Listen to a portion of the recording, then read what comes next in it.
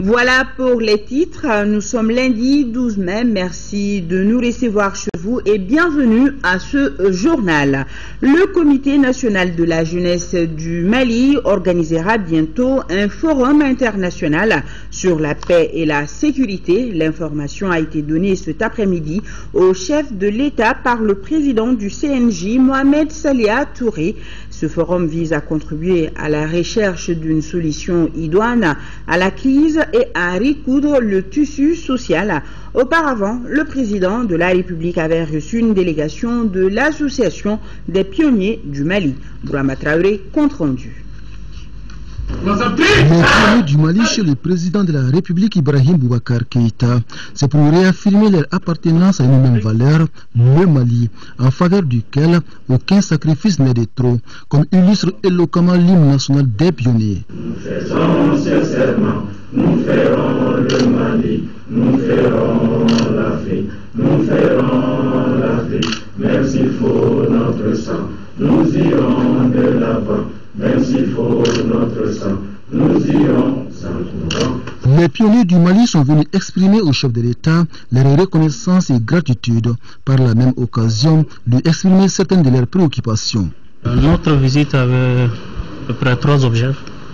Le premier, c'était vraiment pour le remercier de la création de ce département dédié à la jeunesse et de la construction citoyenne. Le deuxième point, on souhaite vraiment le retour de l'éducation pionnière à l'école. Et le troisième point, depuis 1998, nous avons de l'espace à Manyambougou, 3 hectares, 7 arts, 20 centiares, qui est donné pour la construction du palais des pionniers et jusqu'à présent qui n'a pas vu le jour. Au cœur de la deuxième audience accordée par le président Ibrahim Boubacar Keïta, la paix et la sécurité, le président du Conseil national de la jeunesse du Mali est venu informer les chefs de l'État sur l'organisation d'un forum international sur le sujet. Il s'agit de soutenir les efforts des autorités nationales dans la recherche d'une solution définitive à la crise multiforme. Le forum international des jeunes sur la paix et la sécurité qui va convier à Bamako ici tous les jeunes de la bande sahélo-sahélienne, mais aussi les jeunes du Maroc, de la Tunisie et aussi du Nigeria, pour échanger sur la problématique de la paix et de la sécurité et voir quelles contributions les jeunes peuvent effectivement apporter à ce forum.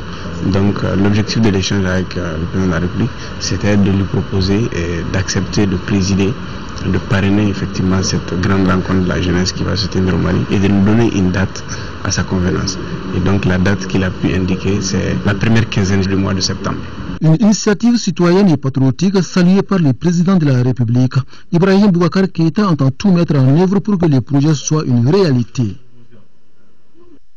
Le Premier ministre Moussa Mara a présidé cet après-midi les travaux de la cellule technique de réforme du cadre des affaires au Mali. L'objectif recherché pour le département en charge des investissements est de contribuer à l'amélioration du climat des affaires au Mali pour surtout faciliter le commerce transfrontalier, facteur de croissance économique.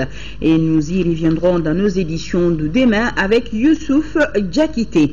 Restons donc avec le Premier ministre Moussa Mara qui a présidé également l'ouverture d'un atelier de formation et de sensibilisation sur le contrôle interne et la mise à jour du manuel de procédure de gestion des collectivités territoriales. C'était ce matin au CICB. Mahamadou Doumbia, les détails. L'adoption d'une stratégie nationale de contrôle interne et la mise à jour du manuel de procédure de gestion des collectivités territoriales, tel est le but de cet atelier de formation et de sensibilisation des responsables des services publics et des collectivités. La réussite de cette stratégie permettra de combler des insuffisances soulignées dans plusieurs rapports d'évaluation sur la gestion des finances publiques au Mali. Ainsi, je note avec satisfaction les actes déjà posés par les structures de contrôle interne, notamment le contrôle général des services publics. Cet atelier vise a priori 4 objectifs qui sont responsabiliser les gestionnaires et sécuriser leur gestion, assurer la régularité et l'efficacité des opérations des administrations publiques, garantir la fiabilité et l'intégrité de l'information publique et enfin harmoniser et professionnaliser les pratiques de contrôle et d'audit. La discussion ici au Mali, c'est aussi une des stratégies pour résoudre les crises dans le Nord mais pas seulement dans le Nord. C'est avant tout une politique pour impliquer la population et les citoyens. Fidèle à sa déclaration de politique générale portée à la connaissance de l'Assemblée nationale à propos de la lutte contre la corruption et la délinquance financière, le Premier ministre est formel. La lutte contre la corruption et la délinquance financière est donc au cœur de l'action gouvernementale. Au-delà des mesures de répression prévues par les législations en vigueur, cette lutte, pour être efficace, doit davantage mettre l'accent sur la prévention des actes de délinquance financière, à travers notamment la mise en place dans nos administrations publiques d'un système de contrôle interne en vue de permettre aux gestionnaires de maîtriser leur gestion, de traiter les risques et de sécuriser les patrimoines. Organisé par le contrôle général des services publics en collaboration avec l'association des contrôleurs, inspecteurs et auditeurs du Mali, ASIAM, cet atelier adoptera des recommandations au terme de 3 jours d'échange. Des recommandations qui seront bénéfiques pour notre pays en matière de maîtrise de la gestion et d'audit interne, sans oublier la lutte contre la corruption et la délinquance financière. Place de la République, l'ancien président du Parlement canadien reçu par le président de l'Assemblée nationale. L'entretien a porté sur les formations données par le NDI au Mali, occasion pour Issaka Sidibé de non seulement féliciter le NDI pour le rôle qu'il joue au Mali, mais aussi de solliciter la formation de la société civile pour la consolidation de la démocratie au Mali. John Bosley, à sa sortie d'audience, est au micro de Mamoudou Sidibé. Je suis ici pour commencer le travail fait par la NDI avec les députés pour améliorer leur connaissance de les règlements intérieurs, comment faire les relations avec la société civile et toutes les autres affaires d'un député qui veulent être en contact avec les électeurs. Est-ce qu'on peut connaître votre ambition pour le Mali dans le domaine de la formation de nos élus? Pour les nouveaux députés, il faut commencer toujours avec une connaissance de la meilleure pratique universelle, le travail d'une commission, la limite des possibilités, les choses qui sont permises ou pas permises par les règlements internes. Il faut faire le travail d'un gens qui représentent les gens dans le comté et même dans la nation.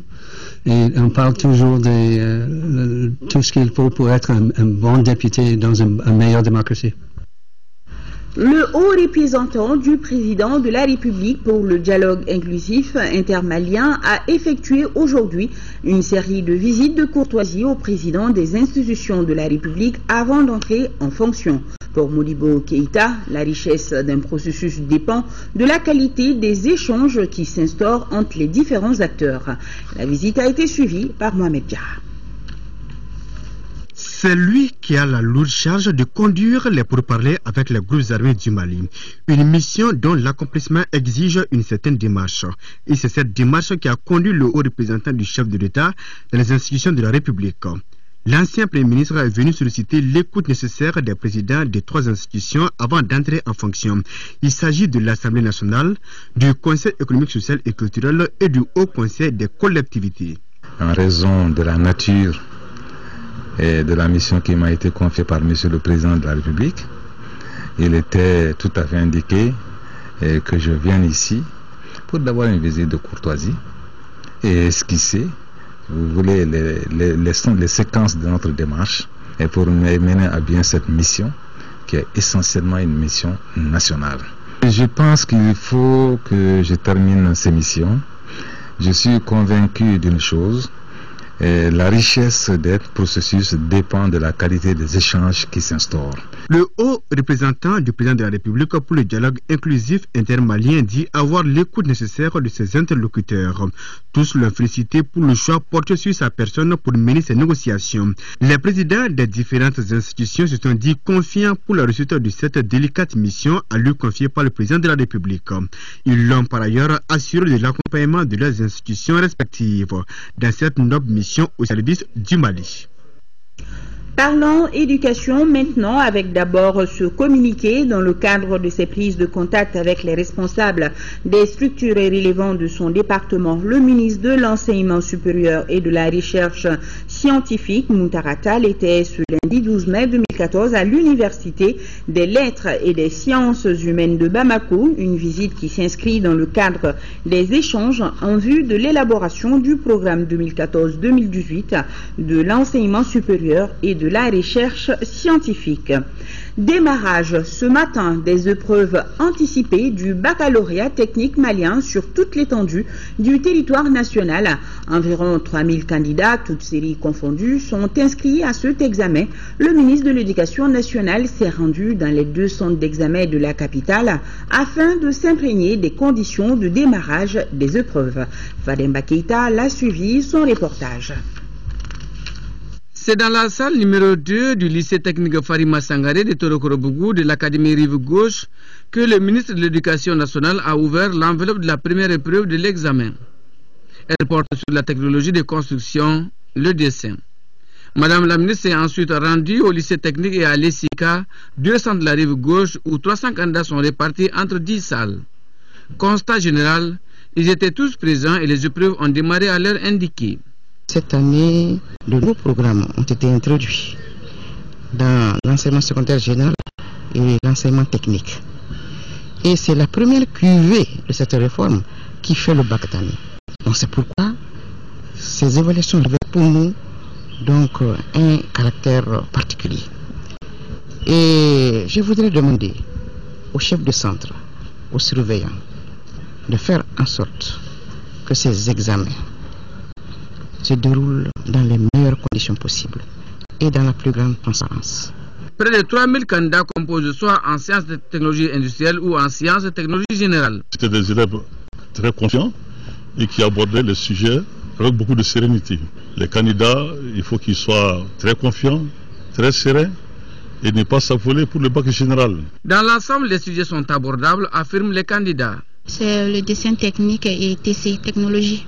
Les épreuves sont abordables, tout va bien, ça va.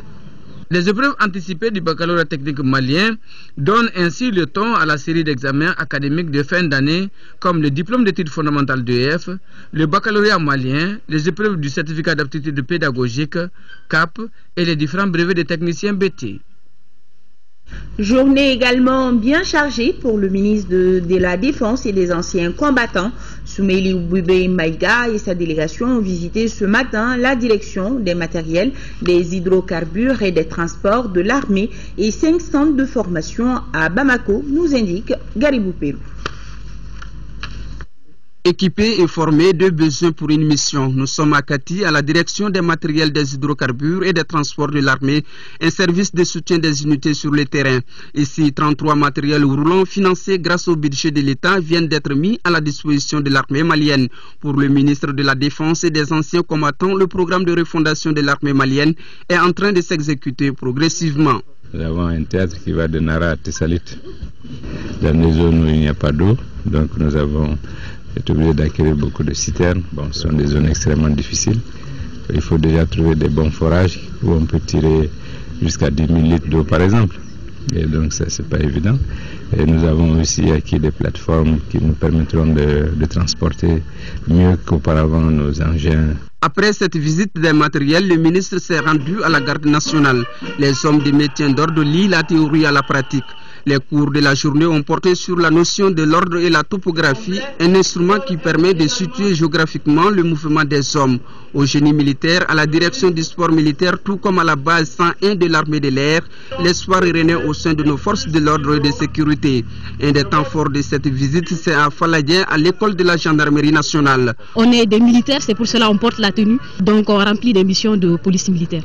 Police judiciaire, parce que lorsqu'il y a crime, lorsqu'il y a des infractions à constater quelque part, on est les premiers habilités à venir faire le constat. Il y a les missions de police administrative aussi, qui fait qu'on travaille aussi avec les autorités administratives. Et surtout, ce qui a souligné, c'est que l'école de cours supérieur, ici, on nous apprend à être en tête de nos unités. Nous avons actuellement une première vague de plus de 4000 éléments en formation dans les formations classiques. Il y a une deuxième vague qui va rentrer aussitôt de plus de 4000 et quelques encore pour les CAT et les BA, les brevets d'armes. Et puis pour le CIA, il y a deux vagues de 2200 et quelques qui vont commencer à rentrer. Donc c'est un effort important qui a été consenti au niveau du département et avec l'appui bien sûr du gouvernement. Les hommes sont moralement, physiquement et mentalement galvanisés grâce à l'effort exceptionnel que l'État est en train de consentir. Les Maliens peuvent s'attendre à une armée qui pourra désormais faire face à toutes sortes de menaces. Restons dans le même domaine pour parler de la patrouille de grande envergure menée le vendredi soir par les forces armées et de sécurité. En organisant cette patrouille, elles veulent endiguer les cas de braquage, de vol à main armée, le trafic de stupéfiants, entre autres. C'était dans la périphérie de Bamako, nous signale Sibiri Konaté avec la voix de Daouda Sidiki Diarra. Sécurisation des populations, la vigilance est de mise. Dans le souci de parer à d'éventuelles attaques terroristes, les forces de sécurité du Mali ont organisé une patrouille mixte de grande envergure. La direction de la gendarmerie avait la mission de fouiller et de sécuriser toute la périphérie de Bamako. Ce soir, nous allons sur le terrain, sur l'instruction du ministre de l'Intérieur et de la Sécurité, qui, sur la base des informations de sécurité, a estimé qu'il y a une recrudescence de la criminalité, notamment dans le district de Bamako. Donc il a instruit aux différentes forces, la police, la gendarmerie, ainsi que la protection civile, de se porter sur le terrain, d'exploiter les informations et les renseignements que nous avons pour montrer aux populations que nous sommes là pour la sécuriser et surtout de faire de notre mieux pour faire du résultat.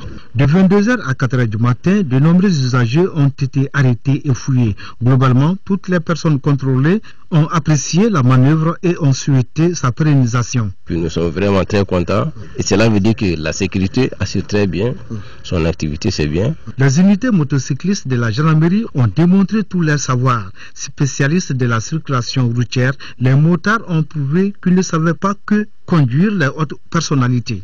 À 4h du matin, le bilan était assez flatteur. Tous les quartiers périphériques ont été visités, revisités par les gendarmes. Un conducteur de véhicule a été également intercepté, mais il n'avait aucune pièce sur lui, ni sur le véhicule, ni sur lui-même.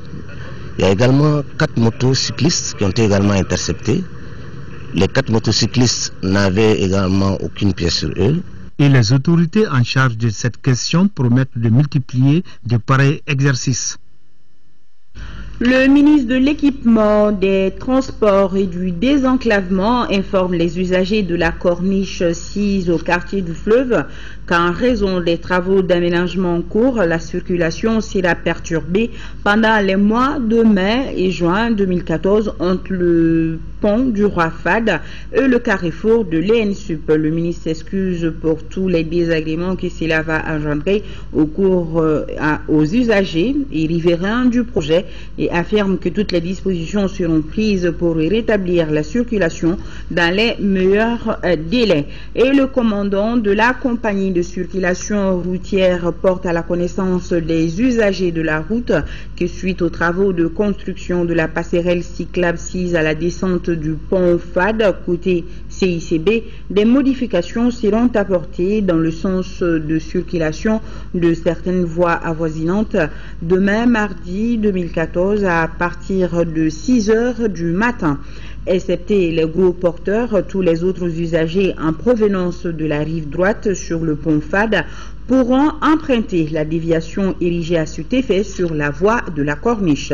La voie sera fermée à partir du CICB pour les usagers circulant dans le sens Hôtel Kempinski, ENSUP, CICB. La bretelle passant sous l'échangeur du pont FAD sur la rive gauche sera également fermée à la circulation et la circulation reprendra son sens normal dès la fin des travaux. Le commandant de la compagnie de circulation routière s'est compté sur la bonne compréhension de tous.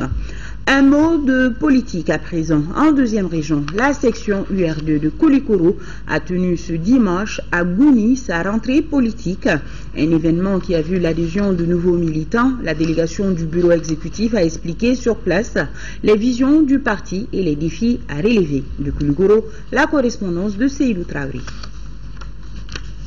À Gouni, chef-lieu de la commune rurale du Méguétan, la famille de l'Union pour la République et la démocratie URD, section de Koulikoro, a accueilli près de 40 nouveaux militants. Il s'agit de l'ensemble des membres du bureau de la sous-section Adema du Méguétan et ses 8 conseillers communaux, 3 conseillers élus sur la liste PDS de Koulikoro et 1 conseiller élu sur la liste Myria de Koulikoro.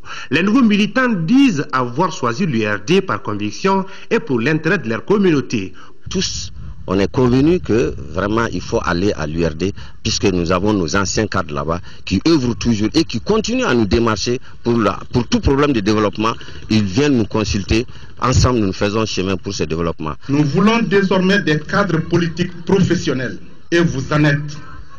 Votre parcours le démontre. Car depuis le début de la décentralisation, vous avez été de tous les combats politiques pour le bien-être des populations du cercle de Koulikoro. Devant les militants et sympathisants, le secrétaire général adjoint du bureau exécutif de l'URD et sa délégation ont félicité les nouveaux arrivants pour le choix porté sur l'URD. Mamadou Diawara a aussi expliqué la vision de son parti dans l'animation d'une opposition constructive.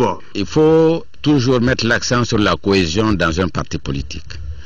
Parce que sans la cohésion, le parti explose. Et ce n'est pas du tout notre façon de faire à l'URD. C'est pourquoi nous insistons très largement sur la cohésion, non seulement de ceux qui ont déjà fondé ce parti, ceux qui arrivent pour qu'ils comprennent dans quelles conditions nous vivons nous-mêmes. Auparavant, la délégation avait rendu une visite de courtoisie aux responsables coutumiers et religieux de Gouni. La famille UDD s'agrandit aussi à Ségou. Le parti a enregistré de nouveaux adhérents, nous précise Kandesila.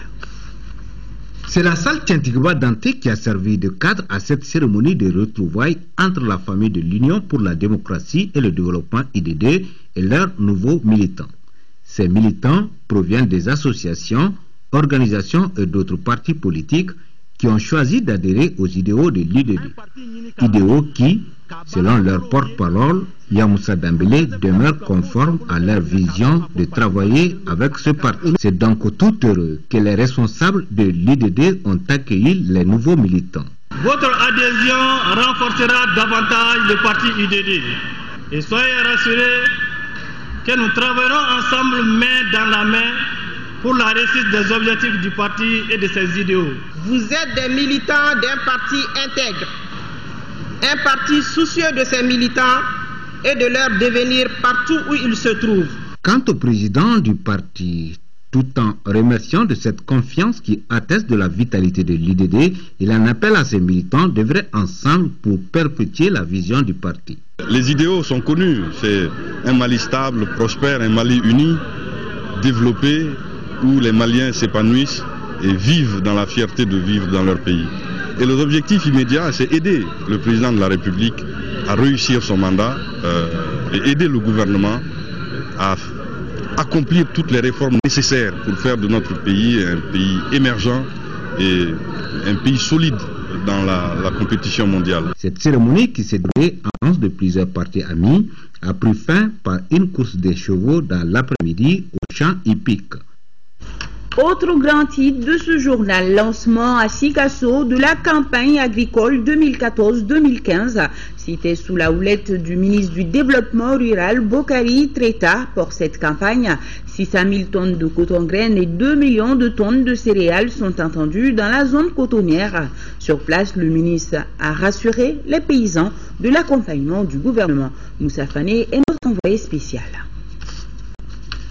C'est par ces gestes que le ministre du Développement rural a lancé la campagne agricole 2014-2015.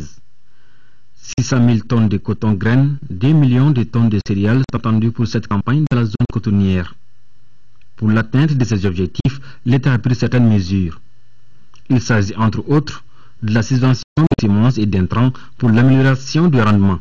Pour cela, je pense qu'il a pris des mesures fortes lors de la tenue du Conseil supérieur de l'agriculture.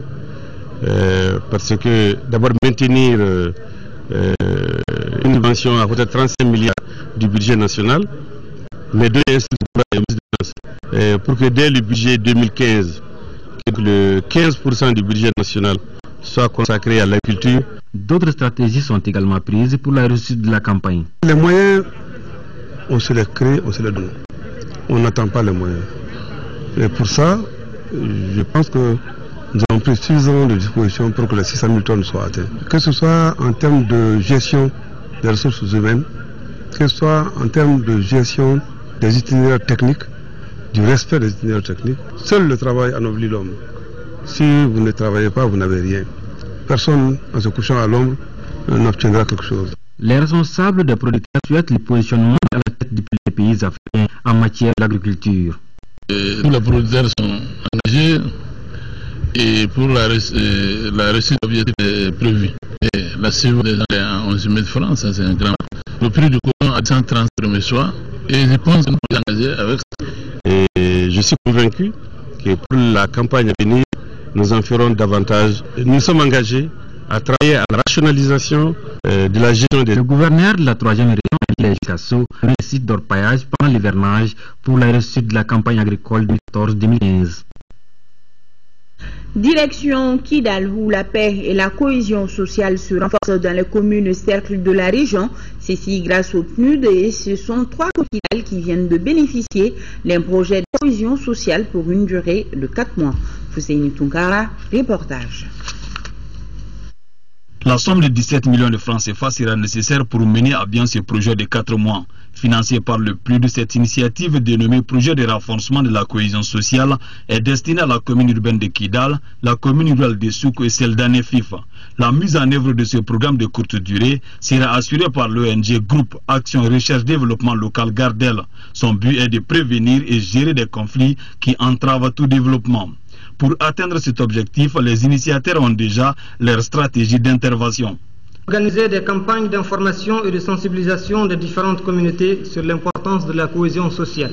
De renforcer les capacités des autorités coutumières des 3 communes du cercle que concerne le programme en matière de prévention et de gestion des conflits. De mettre en place au niveau de chaque communauté une cellule d'alerte pour prévenir et aux besoins circonscrire les tensions. Les témoins à ce lancement, autorités administratives, politiques et la société civile, ont tous souhaité la bienvenue à ce nouveau projet. Ils souhaitent que les actions de ce genre soient pérennisées dans la région. Selon les représentants du gouverneur, l'initiative cadre bien avec la vision du gouvernement. Depuis les élections présidentielles et législatives tenues durant le dernier semestre de l'année 2013, qui ont conduit au rétablissement d'un pouvoir légitime, le président de la République et son gouvernement se focalise autour des objectifs de paix et de réconciliation de notre peuple avec lui-même. Au cours de cette rencontre, l'assistance assurée la paix et la cohésion sociale. Elle a été présentée par le premier gouverneur de la région de Kidal, M. Egles Agfoni. Les travaux de concertation pour l'élaboration du budget d'État 2015 ont démarré ce matin ici à Bamako. Les travaux portent essentiellement sur le processus d'exécution du budget 2013, la présentation et l'examen du cadre stratégique pour la croissance et la réduction de la pauvreté 2012-2017 et le programme d'action du gouvernement 2013-2018. Nous vous proposons ici d'écouter le directeur général du budget, Robert Djara, pour plus de précisions. C'est l'occasion pour les acteurs qui interviennent dans la gestion des finances publiques de se concerter pour une meilleure préparation du budget d'État 2015. Ça permet à l'ensemble de ces acteurs d'évaluer le processus budgétaire passé, quelles ont été les insuffisances, les faiblesses, et déjà s'accorder sur ces faiblesses-là, prendre des dispositions pour les corriger. Mais c'est aussi l'occasion pour faire des propositions sur des mesures afin d'améliorer la préparation du budget de 2015. Aussi, ce qui est important, c'est qu'un budget, ça doit traduire les préoccupations politiques du gouvernement. Donc c'est l'occasion pour échanger sur les documents stratégiques de politique et inviter tout un chacun à préparer le budget dans ce contexte-là. Mais les orientations claires seront données dans la lettre circulaire du ministre de l'économie et des finances relative à la préparation du budget. Mais déjà, les éléments contenus dans cette lettre, l'atelier permet d'échanger pour convenir des éléments consensuels sur lesquels l'ensemble des acteurs vont travailler pour la réussite du processus budgétaire 2015. Il y a beaucoup d'innovations puisque déjà le pays a engagé des réformes budgétaires dans le cadre des directives communautaires de l'UEMOA.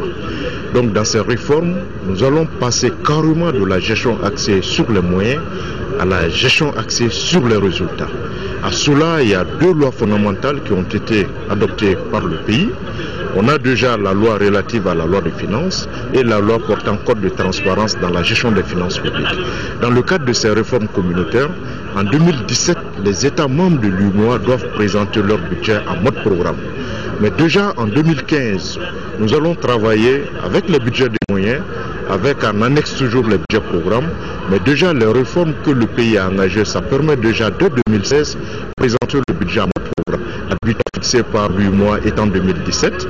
Les autorités de façon volontariste veulent commencer dès 2016 afin de corriger toutes les insuffisances en 2017 et présenter un bon budget programme en 2017. Voilà, c'était là Robert Diarra, le directeur général du budget. Il nous parlait du lancement des travaux de concertation pour l'élaboration du budget d'État 2015. Le ministre de l'Artisanat et du Tourisme, Bengali Aïssata Berté, a procédé au lancement de la 7e édition de la fête de l'Artisanat et du Tourisme du Mali en Corbeil-Essonne, c'est en France. Organisée depuis 2005, la foire de l'artisanat du Mali en Essonne est un rendez-vous annuel d'échange et de partage. Le récit de ce lancement, c'est avec Maganfi Konaté. Une trentaine d'artisans maliens exposent leur savoir-faire en Corbeil-Essonne, des produits alimentaires aux objets décoratifs, en passant par la teinture. En plus de l'exposition vente, l'édition 2014 de la foire de l'artisanat innove. Séances d'animation et de démonstration dans les écoles avec des instruments traditionnels de musique, initiation aux techniques de teinture. Des opportunités exceptionnelles pour découvrir des produits maliens et nouer des partenariats avec des artisans maliens. Ce retour, rendu possible par la détermination de tous les acteurs que je voudrais ici remercier, tourne la page sombre de l'histoire du Mali. Depuis son lancement en 2005, ici même, sur la célèbre place de l'Agoura, ce rendez-vous ne cesse d'édition en édition d'engranger des satisfaisants résultats en termes de notoriété, de retombées économiques, de renforcement de coopération et jumelage entre Caille, Évry et Bamako et de raffermissement des liens d'amitié, de fraternité entre le Mali et l'Essonne. Le marché de l'artisanat malien en Essonne, devenu la foire de l'artisanat, est né des efforts conjugués de la municipalité d'Évry et des associations maliennes en Corbeil-Essonne. Initiée depuis 2005, la foire dure 10 jours. L'édition 2014 prend fin le 16 mai prochain. Autre lancement ici au Mali, celui du programme intitulé « Favoriser l'accès à la formation pour la réinsertion socio-professionnelle des jeunes défavorisés ». Près de 850 millions de francs CFA, c'est le coût du projet lancé par l'ONG via Don Bosco au Mali. Fademba Keita nous en parle. Ce programme 2014-2016 de l'ONG via Don Bosco appuie 2 centres de formation professionnelle des Salésiens de Don Bosco, le centre Père Michel de Bamako et Saint-Jean-Bosco de Sikasso impliqués comme organisation partenaire. Il couvre 5 domaines d'activité: l'accès aux formations techniques et professionnelles et au marché de l'emploi, l'intégration socio-culturelle des bénéficiaires, avoir une meilleure qualité des formations et le renforcement institutionnel des organisations partenaires. Nous croyons fort dans ce programme qu'on a développé avec l'esprit et la conviction que les activités que nous allons entreprendre vont avoir un impact sur la vie des jeunes et sur un meilleur fonctionnement de nos organisations. Au nom de l'archevêque de Bamako, le vicaire général félicite et encourage les partenaires chargés de l'exécution de ce programme de formation et de réinsertion des jeunes défavorisés. Qui sont ces jeunes défavorisés? Ce sont nos fils et filles qui, en raison de beaucoup de circonstances défavorables, se sont vus délaissés, abandonnés, rejetés, marginalisés par la société. Il est cofinancé par la Direction générale de la coopération au développement et aide humanitaire de la Belgique. Le programme 2014-2016 de Via Don Bosco au Mali vise une amélioration durable de l'intégration socio-professionnelle des jeunes et des jeunes adultes défavorisés à Bamako, Sikasso et Touba. Le Mali fait partie des 18 pays partenaires de la coopération belge au développement. via Don Bosco, finance une dizaine d'ONG belges dans notre pays. À travers les différents canaux de financement dont la coopération gouvernementale, non gouvernementale et multilatérale, l'appui annuel de la Belgique en faveur du Mali s'élève à près de 10 milliards de francs CFA. Dans le cadre de l'élaboration du recueil annuel 2014 des attentes, des besoins et des problèmes des Maliens établis à l'extérieur, et ce conformément à l'article 107 de la Constitution, une délégation du Conseil économique, social et culturel, conduite par son président Djamil Bitar, se rendra du 13 au 23 mai 2014 à Guangzhou, en Chine, et à Jeddah, en Arabie Saoudite. En deuxième région, l'école de Woloni, commune de Bassofala, cercle de Kati, vient de bénéficier de 3 salles de classe, d'une direction et d'un magasin, le tout construit par l'ONG World Vision Mali pour plus de 26 millions de francs CFA. La cérémonie d'inauguration, c'est avec Ousmane Kouita. En coupant ce ruban symbolique, l'ONG World Vision Mali veut contribuer à améliorer la qualité de l'école de Woloni. L'inauguration de ces salles de classe doit permettre aux 164 élèves du village qui étudiaient dans ces bâtiments vétustes d'être dans de bonnes conditions. L'infrastructure comprend 3 salles de classe, une direction magasin tous équipés et 2 systèmes de collecte d'eau de pluie. Sa réalisation a coûté plus de 26 millions de francs CFA à World Vision Mali.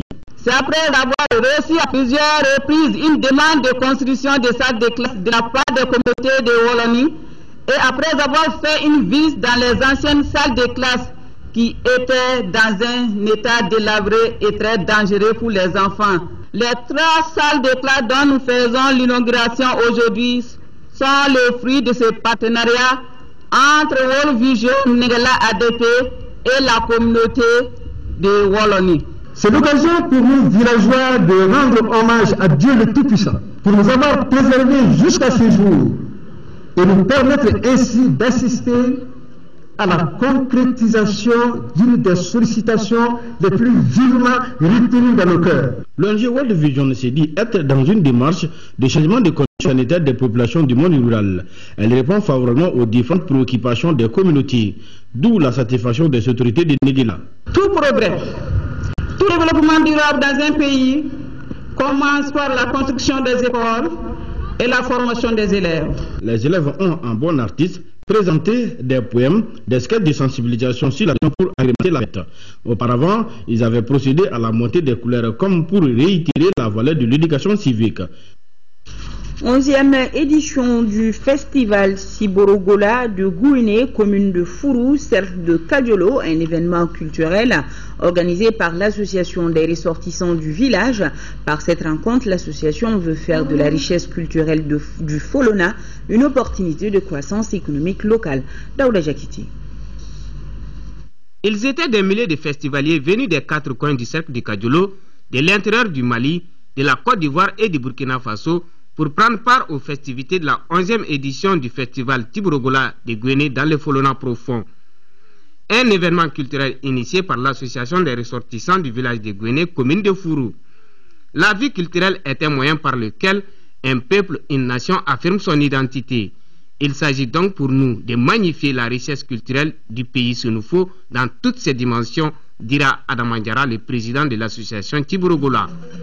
3 jours durant, les festivaliers, à travers conférences, chants, danses et autres expos mettant en exergue la richesse culturelle du Folona, ont pu mesurer toute la place de la culture dans l'essor de l'économie locale. Co-parrainer la 11e édition du festival de Gouiné, célébrant la culture Sénoufo à travers chants, danses et diverses activités culturelles et sportives. Il s'agit pour nous de produire nos propres valeurs de civilisation, en créant à partir de notre humanisme une culture susceptible de répondre à nos préoccupations actuelles et futures. Pour cela, nous devons être les membres d'une nouvelle race, d'une nouvelle communauté avec un esprit plus large, dépassant nos préjugés pour un Mali nouveau, où le vivre ensemble ne sera pas qu'une simple expression, mais une réalité de tous les jours. La remise des attestations de reconnaissance et des prix spéciaux aux troupes et aux partenaires ont mis fin aux festivités de la 11e édition du festival Tiborogola de Gouiné. Place au sport du football, championnat national de Ligue 1 au compte de la 18e journée. Le stade malien de Bamako a battu 1-0 le Debo Club de Mopti. Cette victoire permet aux Blancs de Bamako de se relancer dans la course pour le titre. Le Djoliba AC lui a battu 2-0 le COB. Le résumé des deux rencontres jouées au stade Modibo Keïta avec Al Jumatina. C'est vrai des succès depuis 4 rencontres, le Djoliba Athletic Club renoue avec la victoire en cette 18e journée du championnat national contre le club olympique de Bamako. Dans cette rencontre, l'enthousiasme de l'acteur leader de Ligue 1 n'a pas eu raison sur l'engagement et le mental des Rouges de Bamako, qui vont subir dans un premier temps la partie, avant de réagir efficacement à la 34e minute. Servi en profondeur dans le dos de la défense olympienne, Seydou Diallo va profiter de l'énorme raté du portier du COB, Abdoulaye Samake, pour ouvrir le score. Le Djoliba Athletic Club entre au vestiaire avec cet avantage. En deuxième période, la réaction attendue par les Verts n'a pas eu lieu. Bien au contraire, puisqu'ils ne réussiront pas à élever leur niveau de jeu. L'équipe de Heramakono qui a le match en main va buter d'abord 2 fois sur le portier olympien Abdoulaye Samake, avant de se mettre définitivement à l'abri à la 88e minute. Rafan Sidibé pour sa toute première balle après son entrée, c'est le sort du match pour les Rouges de Bamako, qui ne s'était plus imposé la 13e seconde. Comme à l'aller, le Djoliba Athletic Club bat le club olympique de Bamako et s'offre une bouffée d'oxygène dans le classement, occupant provisoirement la 4e place avec 32 points, à égalité avec les 11 créateurs d'Ignarela. Enchaînons avec l'affiche Stade Malien de Bamako de Mopti. Si sur le papier, la faveur des pronostics ne plaidait pas en faveur du double club en vert, mais sur la pelouse, la formation de la Venise malienne n'a pas été un long fleuve tranquille pour les Blancs de Bamako, qui ne réussiront à se défaire à l'équipe modeste période à la 54e minute. Par l'arbitre central Boubou Traoré, Abdoulaye Bangoura marque l'unique but du match pour l'équipe de Sotiba. Avec la défaite du club olympique de Bamako lors de cette 18e journée, la course pour le titre est désormais relancée, car le stade malien n'est qu'à une unité du leader du club olympique de Bamako. Sport toujours du champion du tournoi du gouverneur du tournoi remporté par Sekou Dramé devant Draman Barayogo au Bako. C'est les activités de la saison 2014 à l'Inis du district de Bako. Une fois le dernier mot revenu à Sekou Dramé ici à Noir face à Dramayo. En 7 gagnants, Sekou Dramé a confirmé sa suprématie sur son élève dans le tennis malien, s'impose 6-3. Du coup, il décroche le trophée de la première édition du tournoi qui marque le lancement des activités de la saison 2014 de la Ligue de Bamako. Avec le développement 2013-2017 a pour objectif la formation de la recherche Au total, 110 jeunes, dont 7 filles ont pu à la compétition en jour. Ces compétit dans différents prix. Benjamin, minime des seniors. Parce que nous avons sur le terrain, nous sûr. Et nous avons vu des gens qui sont vraiment, ils ont un très bon niveau de jeu. Et cela augure du fait que déjà la préparation a été bien faite. La Ligue a le souci. Au tableau final, chez les Benjamins, c'est Madouda et Kadiatou Kita qui terminent en tête. N'Djara décroche la finale simple monsieur chez les cadets et Echata Keita pour les cadettes. Enfin, les seniors, c'est Sekou Adam Marago, 6. La chronique du jour porte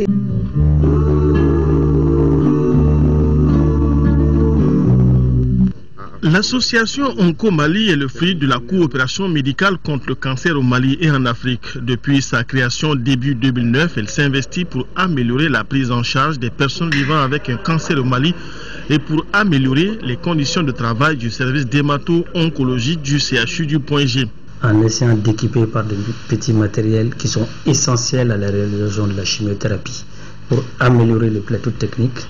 Et deuxièmement, il y a une activité de formation qui est vraiment essentielle dans nos objectifs.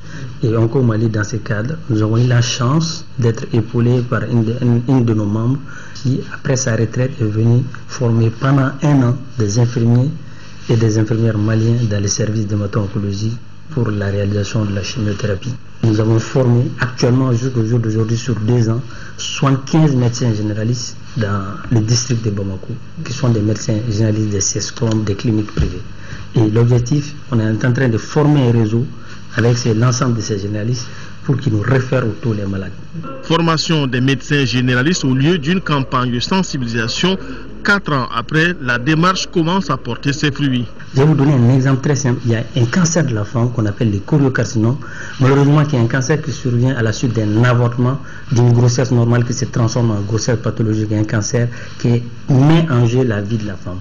Donc nous, lors de ces formations, nous avons insisté sur ce cancer parce que le thème phare de notre formation, de notre première formation chez ces médecins, c'était les cancers de la femme. Et on sait que ces cancers, ils guérissent dans 90% des cas avec la chimiothérapie. Et tous les médicaments sont disponibles au Mali.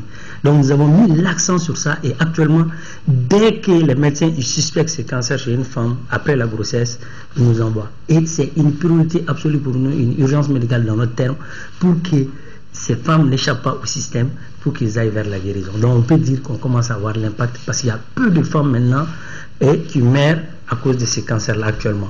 L'ensemble des centres hospitaliers du Mali contribuent dans la prise en charge de la maladie. Chirurgie, chimiothérapie, hormonothérapie, thérapie ciblée et presque tous les types de traitements du cancer sont accessibles au Mali grâce à une conjugaison des efforts des différents acteurs. Au Mali, le cancer n'est pas une maladie rare. Le type le plus répandu est celui du col de l'utérus. Par ailleurs, presque 300 nouveaux cas de cancer du sein sont diagnostiqués chaque année en service d'hémato-oncologie du Point G. Ici, on s'est rendu compte que la plupart des cancers arrivent quelque peu en retard.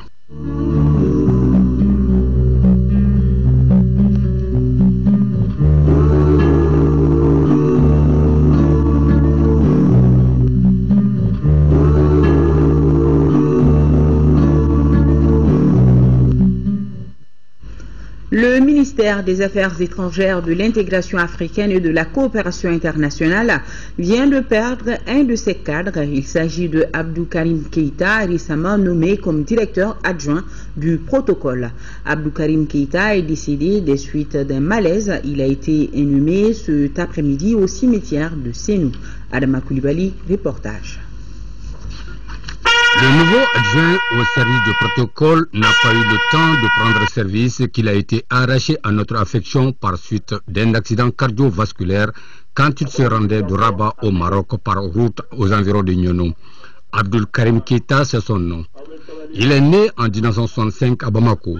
Après des études au Mali et à l'extérieur, il était détenteur d'un DEA en relations internationales obtenu à l'Institut des relations internationales de l'Université d'État de Kiev. Chef du département Asie-Océanie Moyen-Orient.